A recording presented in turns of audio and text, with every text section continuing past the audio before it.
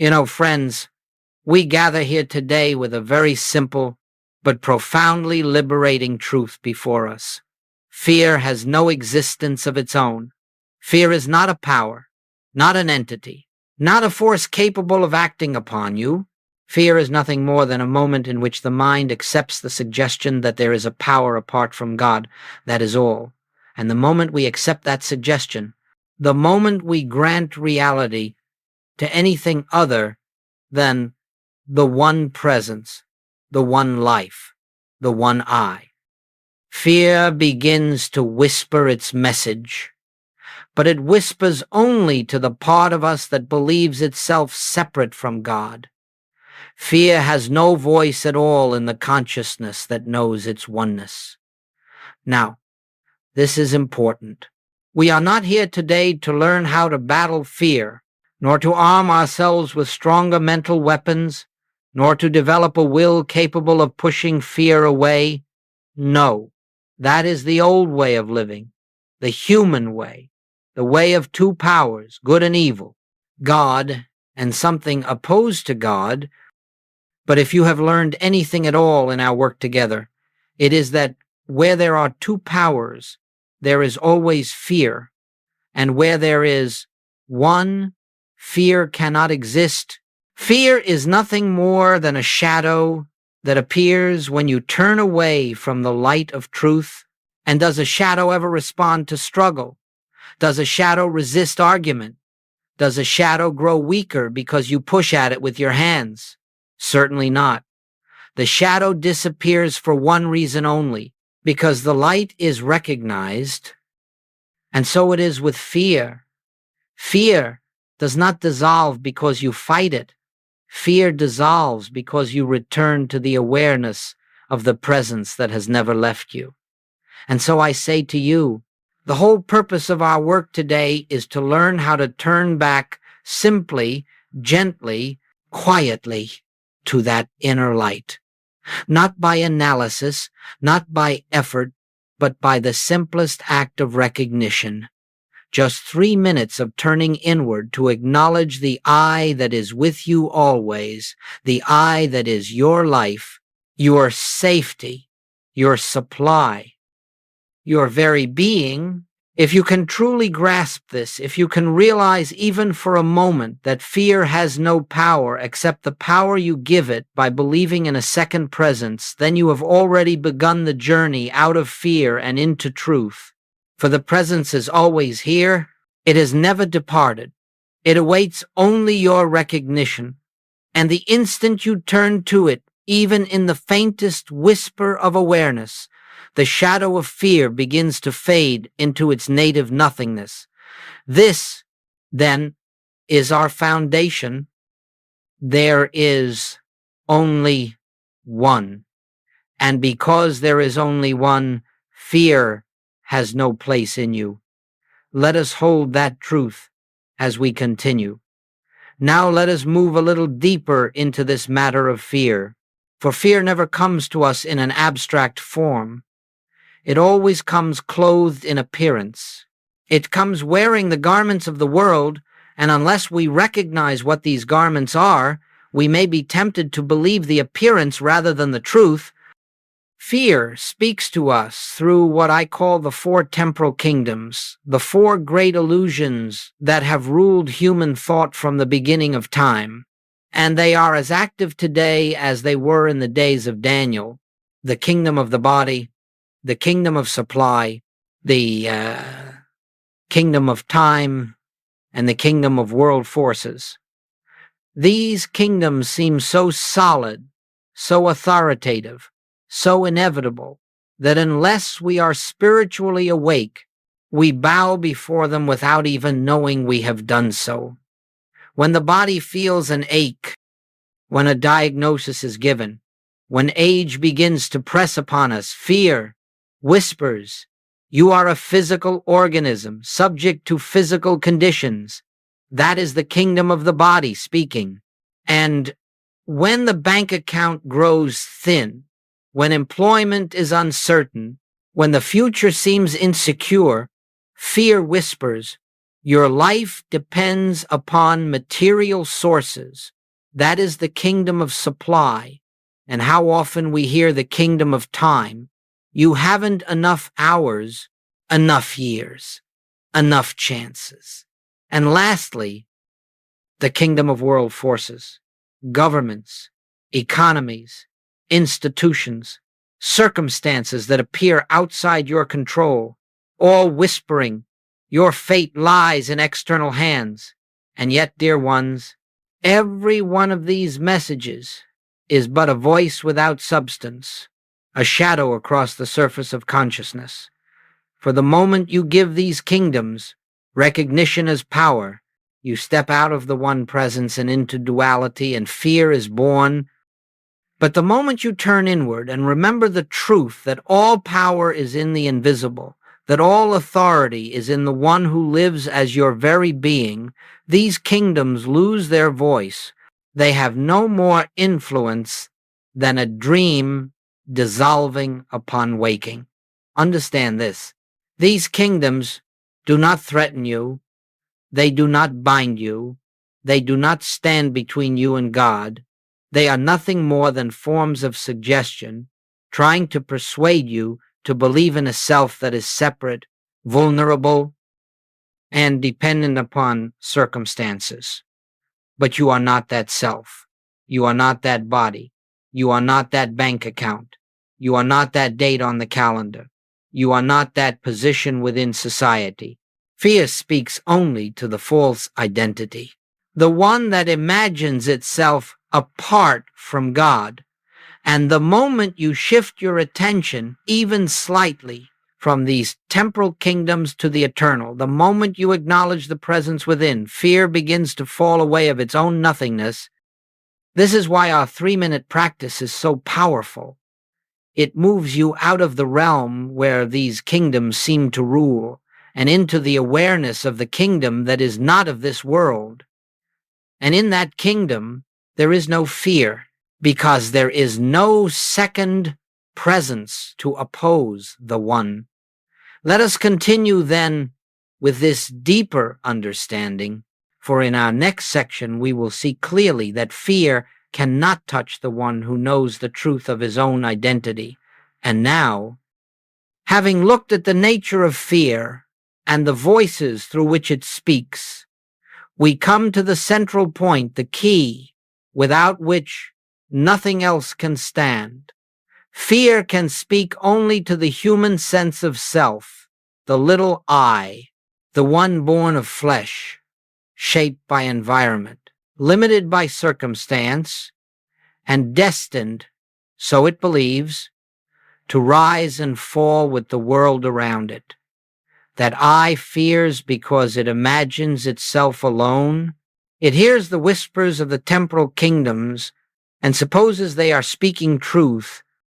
But within you, within every one of us, there is another identity, an identity that does not tremble before appearances, an identity that the world cannot touch.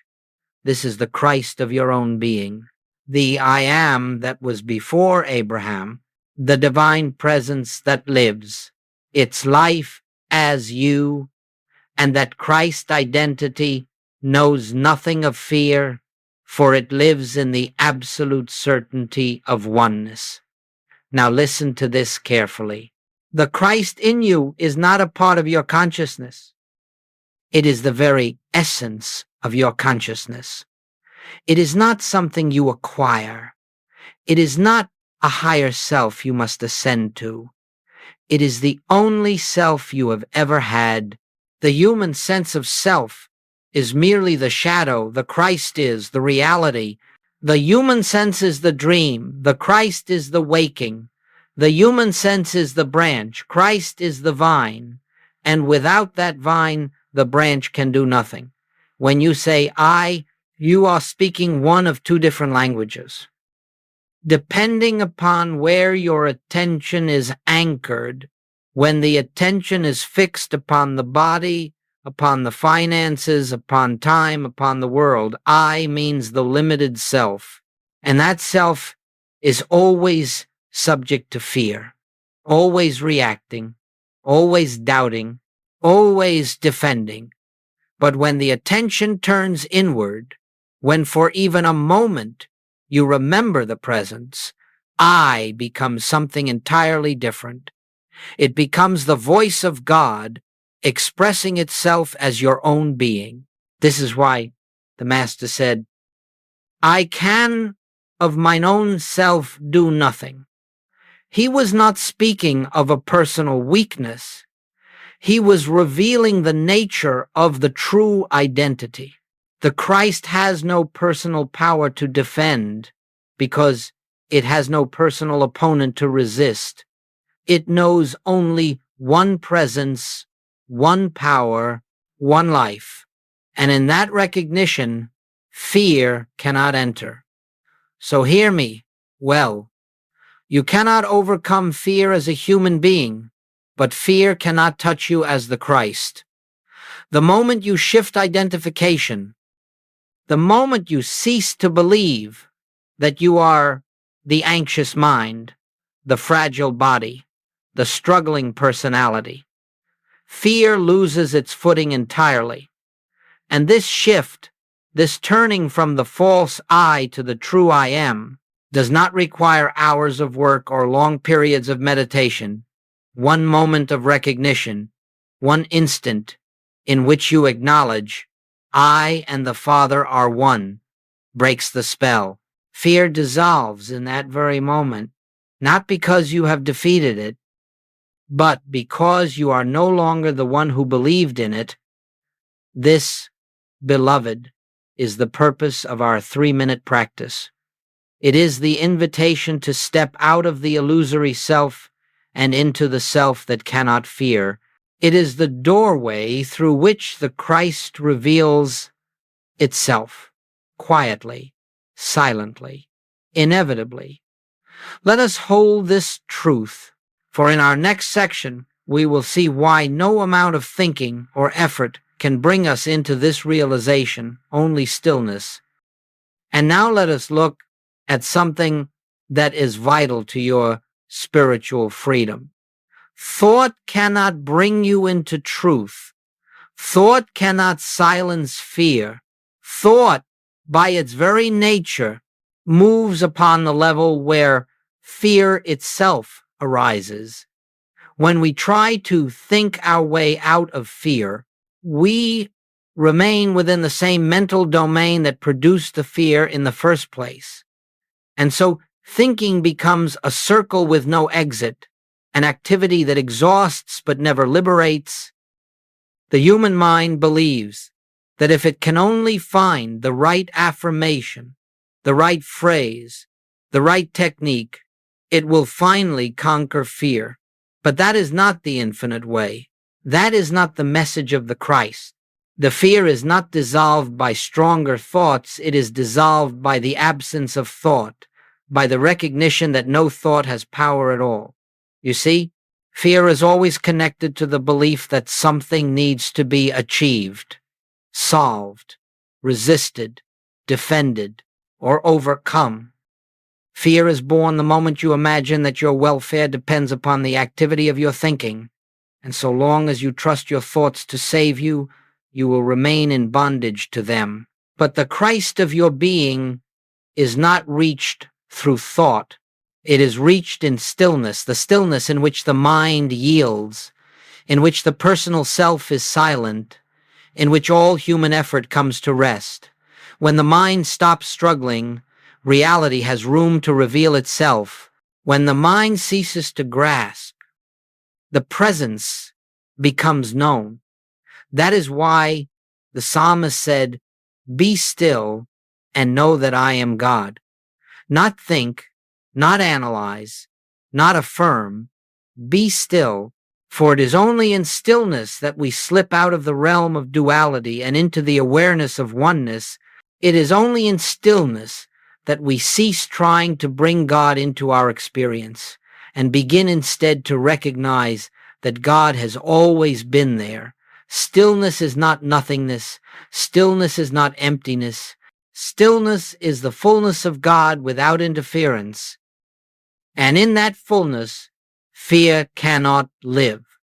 Let me say this again, for it is the core of our practice today. Fear is a mental disturbance. Christ is not of the mind. Therefore, only silence can reveal the Christ. When you become still, even for a moment, you step out of the world of causes and effects, out of the world of appearances, out of the world of problems, and you stand in the presence that is the answer to every problem. And in that presence, the problem dissolves of its own nothingness. This is why our practice is not one of long hours, complicated rituals, or religious effort. It is the simplest act in the world. You sit quietly for a few moments, close your eyes, and turn toward the one that is already within you. In that turning, something shifts, not in the outer world, but in you. And that inner shift reveals that fear was never a power, never a presence, never anything but a belief. The human mind cannot silence fear, but the Christ within you has never known fear. And when you are still, that Christ becomes your awareness. This is the foundation upon which the 3-minute practice rests. And now, having seen why thought cannot save us, we are ready to enter into the method itself. Now we come to the practice itself, not a technique, not a formula, not a method in the human sense, but a simple opening of consciousness to the presence that has always been here. Do not make a ritual of this. Do not try to force an experience. Do not attempt to manufacture peace. You are not adding anything to yourself. You are merely removing the noise that hides what is already present. The entire practice is 3 minutes.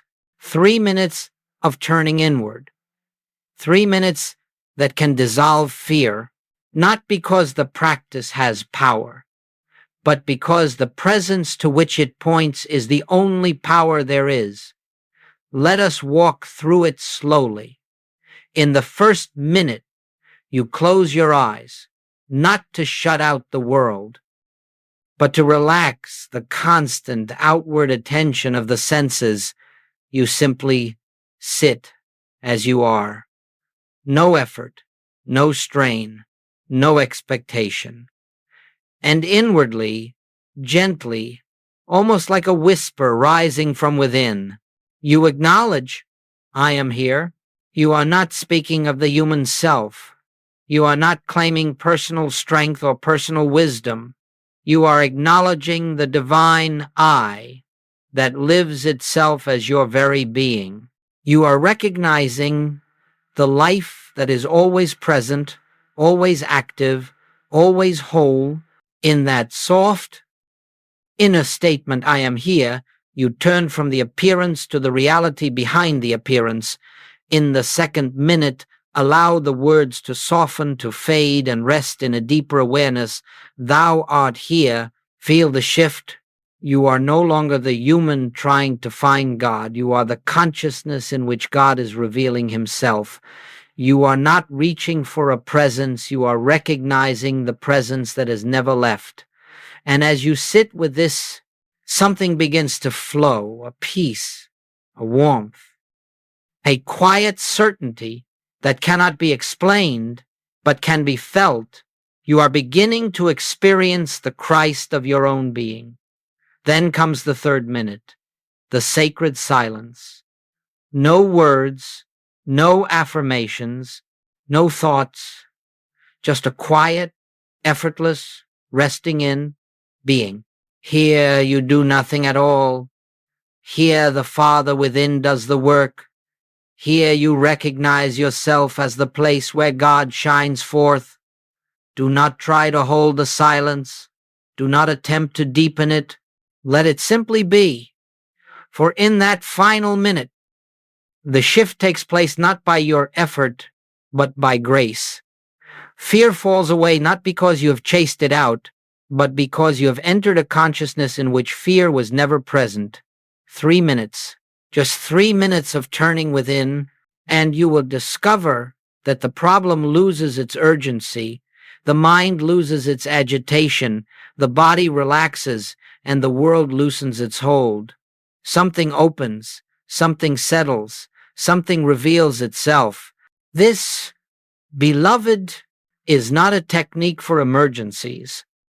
It is a way of living, a continual returning to the truth of your being, a quiet recognition that I am the presence of God in expression, and therefore nothing external has power over me.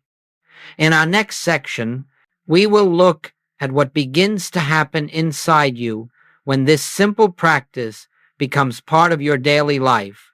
For the transformation that follows is profound, inevitable, and deeply beautiful. And now, let us look gently and honestly at what begins to unfold within you as you take up this simple practice, for the transformation that occurs is not sudden fireworks, not dramatic visions, not the grand experiences the human mind imagines spirituality to be. No, the work of the Spirit is quieter than that, subtler than that, more intimate than that. It moves not in the noise of the world, but in the stillness of your own inner sanctuary. The first thing you will notice is this: your relationship to fear changes. Fear may still arise for a time. Old habits of thought may still send their familiar signals. But something in you no longer believes the message. Something in you becomes aware that fear is not a command but a suggestion, and a suggestion you are free to decline. You begin to see fear rise and fall without attaching yourself to it, without becoming entangled in its story. You simply witness, and in that witnessing, fear loses its authority. Next, you will discover a great softening in your inner life. Where once there was tension, there is now space. Where once there was a restless need to resolve, to fix, to understand, there is now a quiet confidence that all is well. Because the presence never leaves you. The body becomes less reactive, the mind less noisy, the heart less defensive. And all of this happens not because you have mastered a technique, but because your consciousness has begun to rest in its natural state peace. Then comes something even more precious. You begin to feel guided, not by thoughts, not by logic, not by mental planning, but by an inner knowing, an intuition that rises without your effort. You will find that answers come when needed, sometimes in the silence of meditation, sometimes while washing dishes, sometimes while walking on an ordinary afternoon. The answer comes, and it carries with it a sense of rightness, a certainty that is unmistakable. This is the Christ within you becoming active, becoming heard, becoming recognized. And then another shift occurs. You begin to see through appearances. Where previously you saw problems, now you see opportunities for recognition. Where previously you saw discord, you begin to feel harmony. Where previously you saw limitation, you begin to sense infinite possibility, not because the outer world has changed, but because you have changed, and you are no longer looking from the human sense of self.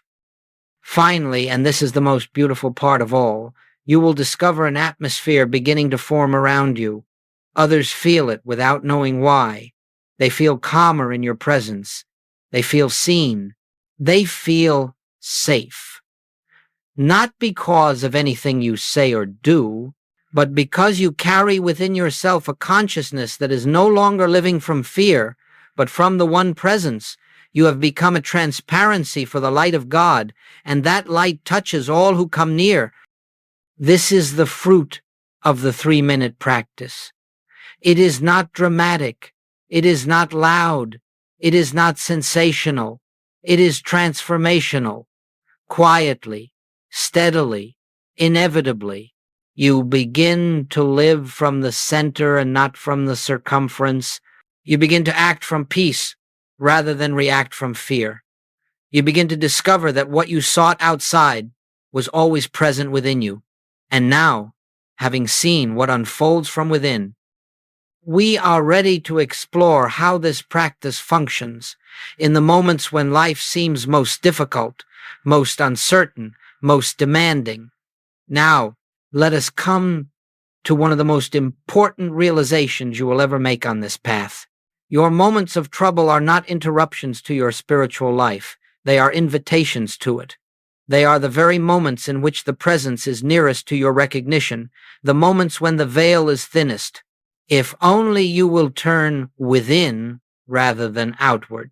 You see, the world has taught us that when a challenge arises, whether it be a financial need, a bodily condition, a strained relationship, or an unexpected crisis, we must immediately marshal our human resources. We must plan, we must defend, we must solve, we must fight.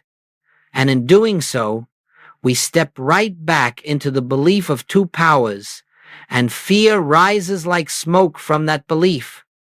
But for the one walking the infinite way, for the one who has learned even a little of the inner presence, trouble becomes the precise moment to pause, to breathe, and to practice the simple recognition of I am.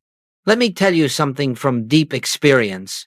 If you can take even 3 minutes in the very midst of the disturbance, when the bad news arrives, when the phone rings, when the report comes in, when the emotions surge, those 3 minutes will do more to transform the situation than hours of human effort. Why? Because the moment you turn within, the moment you release your grasp on the world's appearance and rest in the quiet acknowledgement of God's presence, a shift takes place not in the outer condition, but in you. And when you change, the condition cannot remain as it was.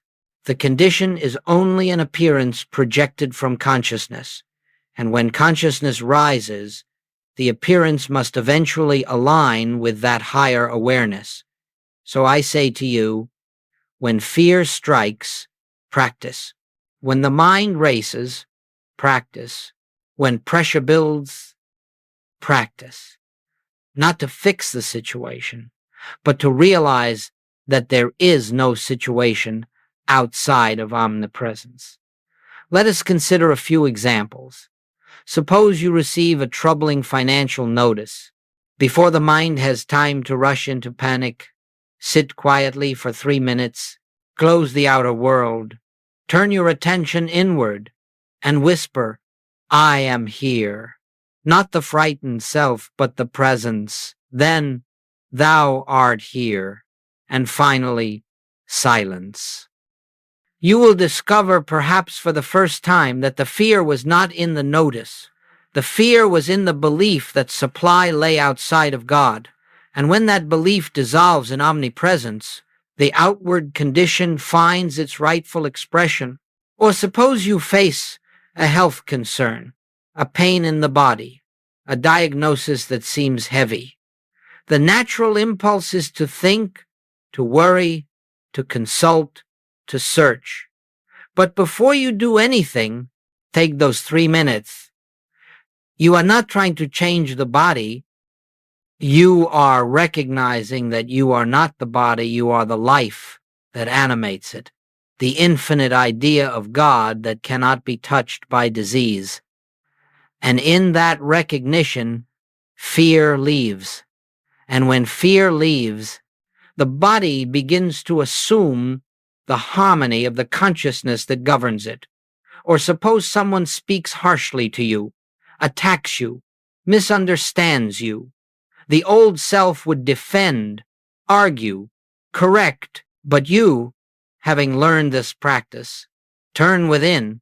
For 3 minutes you rest in the presence, and when you rise from that silence, you will find that resentment cannot hold you, hurt cannot wound you, and you may even discover that the necessary words, if any are needed, flow effortlessly from a consciousness of peace. Beloved, Hear this well.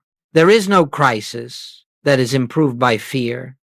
There is no situation that is healed by panic. There is no circumstance that is strengthened by human effort.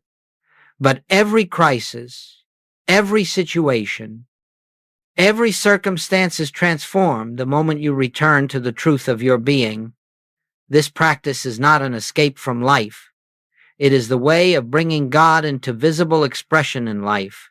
It is the way the invisible presence becomes the tangible peace, the harmony, the order, the supply of your experience.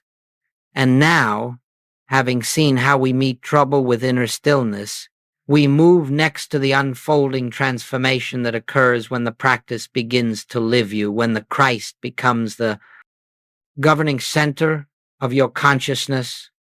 And now, as we come further along this path, something very beautiful begins to happen, something you cannot force, something you cannot manufacture, something you cannot even anticipate with the human mind.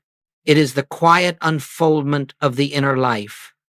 It is the dawning of the realization that the practice is no longer something you do, it is something that begins to live you. At first, you take the 3 minutes deliberately, consciously. Perhaps out of discipline, you practice because you feel disturbed, or because you want peace, or because you remember that fear is never the answer, and so you sit, you turn within, you rest in the presence. But as the weeks pass, as your awareness deepens, you notice something. The impulse to turn within arises spontaneously. The call to silence comes from within itself. You do not practice to reach God. You find yourself practicing because God is reaching you. This is the first sign of unfoldment. You no longer meditate to escape fear. You meditate because you have tasted truth. Next, you will discover a remarkable shift in how you experience your own identity, where once you believed yourself to be a person moving through a world of forces and conditions, now you begin to sense that you are the center of awareness through which the world is seen. You are no longer the actor struggling in the drama, you are the light that illumines it. Problems may still appear, but they appear on the screen of consciousness, not in the self that watches the screen. And because they are seen from the inner Christ, they lose their power to bind or frighten. This is the second sign of unfoldment. You no longer live from the circumference. You begin to live from the center. Then, without your effort, your actions begin to change. Your speech becomes softer, clearer, freer. Your decisions carry a natural wisdom, a sense of rightness. Your interactions reflect patience, compassion, and an unhurried calm, not because you are trying to be spiritual, but because the Christ in you is gradually taking the reins. You find yourself listening more and reacting less. You find yourself sensing more deeply and assuming less quickly. You find yourself flowing with life rather than pushing against it. This is the third sign of unfoldment. The Christ begins to act as your awareness. Then something more subtle occurs. You begin to notice that you carry a presence, an atmosphere wherever you go. Others feel it without knowing why. In the office, in the home, in the marketplace, people respond differently. They feel safe with you. They feel peace around you.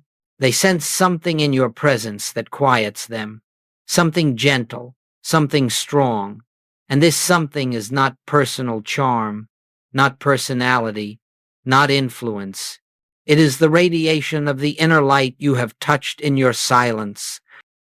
This is the fourth sign of unfoldment. You become a transparency for God. And finally, you come to a moment, perhaps quietly, perhaps unexpectedly, when you see that the I that has been practicing, the I that has been seeking peace, the I that has been turning within is not the real I at all. You realize that the one who has been meditating is the same one who is being revealed in meditation.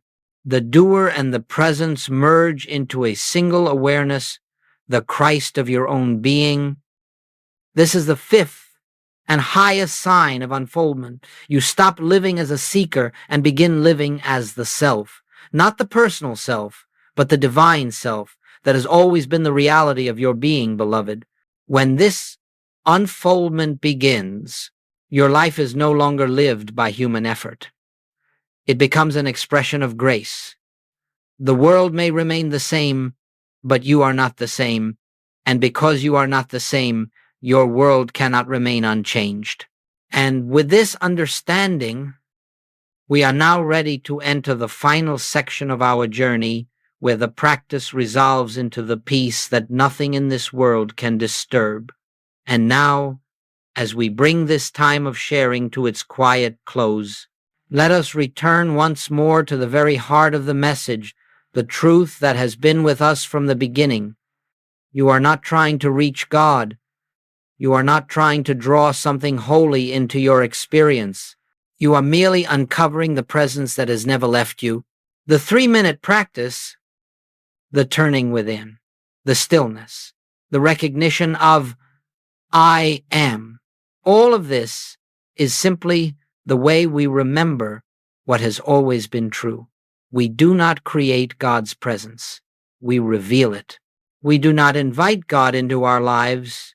We awaken to the God that lives as our life. And when this is seen even dimly, even for a moment, you discover a peace that the world cannot give, because it is not of the world. It is not dependent on circumstances, on conditions, on people, or on events. This peace is the fruit of knowing one presence, one power, one life, and recognizing that that one is the very essence of your being. This peace is not an emotion. It is not a fleeting upliftment. It is a shift of identity. It is the recognition that the I you have called yourself is the eternal, indestructible, ever-present activity of God. And when you know this, even in the smallest measure, fear has no root in you anymore, because fear has no root in God. So, as we end, let us rest in this simple truth. Nothing can ever separate you from the presence within. Nothing can ever take from you the peace that arises from your own being. Nothing external has authority over the Christ that you are. Carry this awareness with you. Practice often, not from effort, but from joy. Return to stillness whenever it calls you, for in that stillness the miracle takes place. The shadows dissolve, the mind quiets, the heart opens, and you remember that I am. Beloved, go in this peace, not your peace, but the peace of God that lives as your very self. Let it surround you, guide you, uphold you, and as you move through the world, know that every person you touch, every situation you meet, every moment you enter is met by the light of the presence shining through you. Be still often, recognize the I am, and let the peace that follows be your gift to the world.